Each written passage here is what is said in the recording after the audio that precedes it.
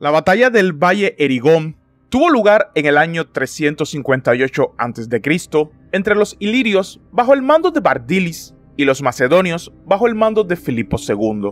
Después de 40 años de dominio y expansión continuos de los ilirios bajo el mando de Bardilis, Filipo, tras casarse con Audata, una princesa iliria, marchó y se enfrentó contra el pueblo de su esposa. La batalla, descrita por Diodoro y Frontino, muestra el poder y la excelencia de los ejércitos macedonios e ilirios. 4 décadas antes de esta batalla, Bardilis se había opuesto a un acuerdo entre Amintas y Sirras e invadió Macedonia en el año 393.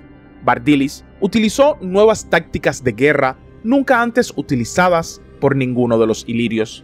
Ganó la batalla decisiva contra Amintas III, el cual había sucedido a Amintas II, y posteriormente decidió aliarse con los tesalios, saqueando Macedonia. Sin embargo, los ilirios se retiraron y estaban constantemente atacando y gobernando las fronteras del norte de Macedonia.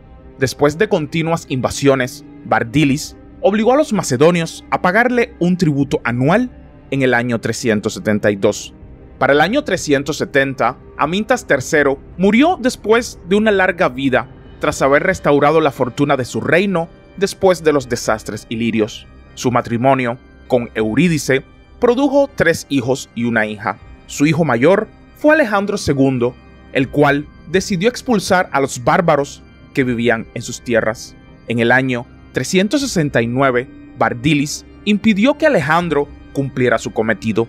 Después de la batalla, en donde venció al rey macedonio, se dice que Bardilis retuvo brevemente a Filipo, el hermano menor de Alejandro, y lo mantuvo como rehén. En el año 365, después de la muerte de Alejandro, Macedonia sería gobernada por su hermano Pérdicas III. Posteriormente, los peonios iniciaron una serie de incursiones contra los macedonios en apoyo de una invasión iliria desde el norte. Pérdicas, humillado por la indignidad de tener que pagar un tributo a los ilirios, marchó hacia el norte en la primavera del año 358 con el ejército macedonio para resolver el problema mediante la guerra. Esta no era la primera ocasión en la que luchaba contra Bardilis, pero los macedonios perdieron la batalla. El propio rey estaba entre los 4.000 macedonios muertos. El resto, presa del pánico y asustado por el ejército ilirio, se desanimó a continuar la guerra. Esta fue la peor pérdida sufrida por los macedonios en el alcance de sus esfuerzos por liberarse de los ilirios. Los ilirios continuaron expandiendo su control hacia el sur, cerca del lago Ohrid, y hacia el oeste, hacia la Alta Macedonia. Con las acciones de Bardilis, los ilirios habían llevado a Macedonia al borde del colapso. Cuando Filipo II, el más joven de los 3 hermanos, asumió el trono, estaba decidido a someter a los ilirios bajo el mando de Bardilis de una vez por todas, para así destruir la amenaza iliria.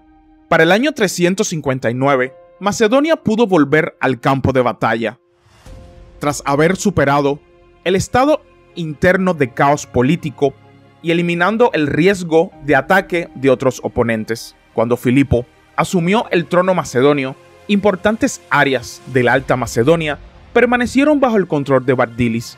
Para concentrarse en la lucha interna necesaria y asegurar la corona, Filipo reafirmó el tratado que los ilirios habían impuesto a su reino por la fuerza de las armas y selló una alianza con su matrimonio con Audata, probablemente una sobrina o hija del rey ilirio. Esta acción sin duda disuadió una invasión iliria a gran escala de Macedonia en un momento en el que el país era más vulnerable. En la primavera del año 358, Filipo había conseguido por fin su trono y podía ocuparse de la ocupación del noreste de Macedonia por Bardilis.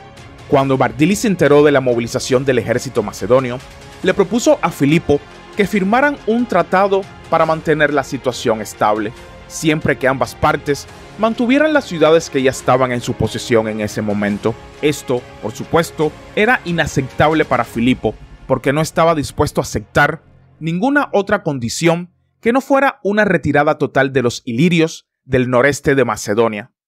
Bardilis, sin embargo, no estaba dispuesto a renunciar a sus ganancias sin luchar.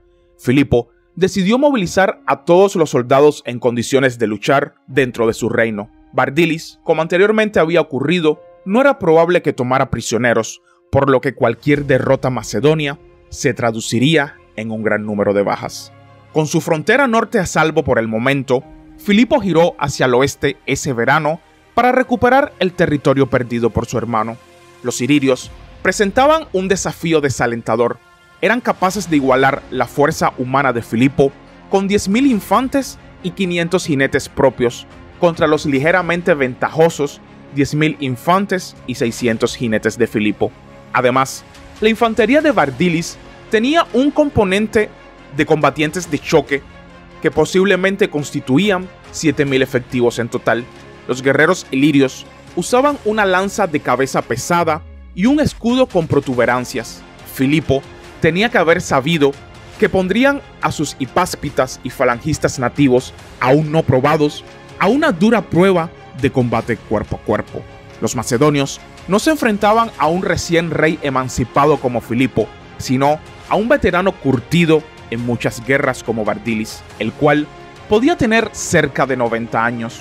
Sin embargo, todavía era lo suficientemente fuerte para entrar en el campo de batalla a caballo. Los ilirios avanzaron para presentar batalla en campo abierto. El historiador Hammond sugiere que esto fue justo al oeste del paso Kiridirben, en la llanura de Lincus. Filipo llegó y desplegó su falange de manera muy similar a como lo había hecho en su primera acción, con los falangistas a la izquierda y al centro, hoplitas contratados e hipáspitas desde la derecha, en ese orden nuevamente, y la caballería y la infantería ligera se separaron en ambas alas. En cuanto a los arreglos de Bardilis, la afirmación de Diodoro da una formación en cuadro. Es confusa, incluso en el contexto de su propia descripción de la batalla. Todo parece indicar que Bardilis se dispuso de manera lineal. Su infantería pesada igualaba el ancho de la falange con filas aún más profundas y tenía a los mejores hombres al frente, en el medio con la caballería y los lanzadores de proyectiles fuera.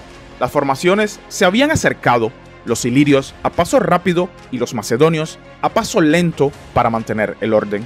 Cuando finalmente se encontraron, se desató una feroz refriega de un extremo a otro del campo. En ese momento, todos los elementos de la falange se movieron al unísono para ejecutar sus letales tareas. De izquierda a centro, los piqueros se mantuvieron firmes. Sus largas armas mantenían las puntas de las lanzas ilirias fuera del alcance, mientras herían al menos a unos pocos entre los que se lideraba el esfuerzo ilirio. Al mismo tiempo, Filipo y sus lanceros avanzaban por la derecha atacando a los ilirios a medida que el impulso de las filas de retaguardia los empujaba implacablemente hacia adelante. Los combatientes ilirios del frente que se les oponían recibían mucha menos ayuda desde atrás y eran impotentes para resistir la intensa presión en fila que se les venía encima.